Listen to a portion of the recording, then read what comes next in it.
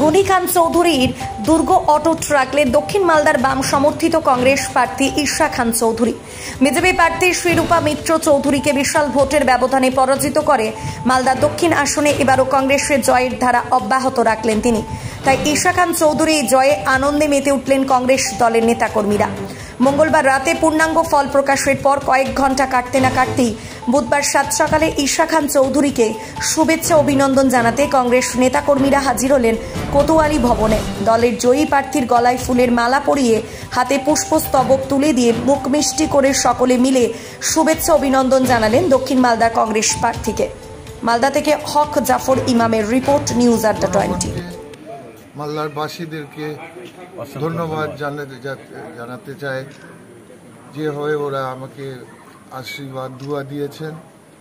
আপনারা জানেন যে আমার জেঠু বরকত গনি খান সাহেব একটা কংগ্রেসের জন্য একটা জায়গা করেছেন মালদার মধ্যে।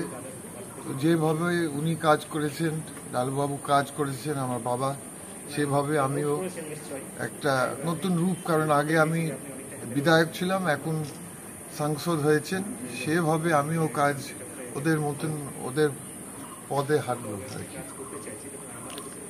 এখানে সিপিএম এর সঙ্গে জোট করে আপনি জিতেছেন, কি বলবেন? কতটা সহযোগিতা পেয়েছেন? না, খুব আমাদের সহযোগিতা করেছেন বামফ্রন্ট বন্ধুরা সব জায়গাতে।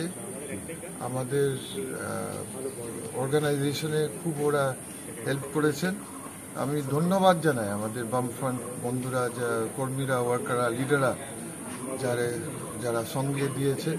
এটা নিশ্চয় ওদের জন্য আমাদের ভোটও বেড়েছে। রেজাল্টটা ভালো হয়েছে। প্রথমে কি কাজ করবেন এখন? প্রথম আমার কাজ হচ্ছে, কাজের আগে আমাকে ঘুরতে হবে মালদা সিটে, আর পাবলিককে, জনগণকে, মালদাবাসীদেরকে আর মুর্শিদাবাদবাসীদেরকে আমাকে ধন্যবাদ জানাতে হবে ওদেরকে। আর ওরা যেভাবে ভালোবাসা দিয়েছে, আমি ঘুরবো, প্রত্যেক ব্লকে ঘুরবো আর মিটিং করব বা র্যালি করব, জনগণকে ধন্যবাদ জানার জন্য যেভাবে ভালোবাসা দিয়েছে। যে আপনার এরিয়ায় তো গঙ্গা ভাঙন একটা বড় সমস্যা, তো এই সমস্যাটার সমাধানে কি করবেন? এইগুলো সমস্যা, মালদার উন্নয়নের সমস্যা অনেক আছে। গঙ্গা ভাঙন, আমাদের শ্রমিকদের সমস্যা আছে, জলেরও সমস্যা আছে, আমাদের পানি জলের সমস্যা। গোটা মালদা দক্ষিণ সিট বলতে শুধু মালদা নয়, আমাদের মুর্শিদাবাদের দুটো সিট যে আছে ওদেরও পানি জলের সমস্যা। তো এটা একটা বড় লড়াই আছে, আমরা এটা ঠিক করতে চাই, এটা আমাদের একটা চ্যালেঞ্জ।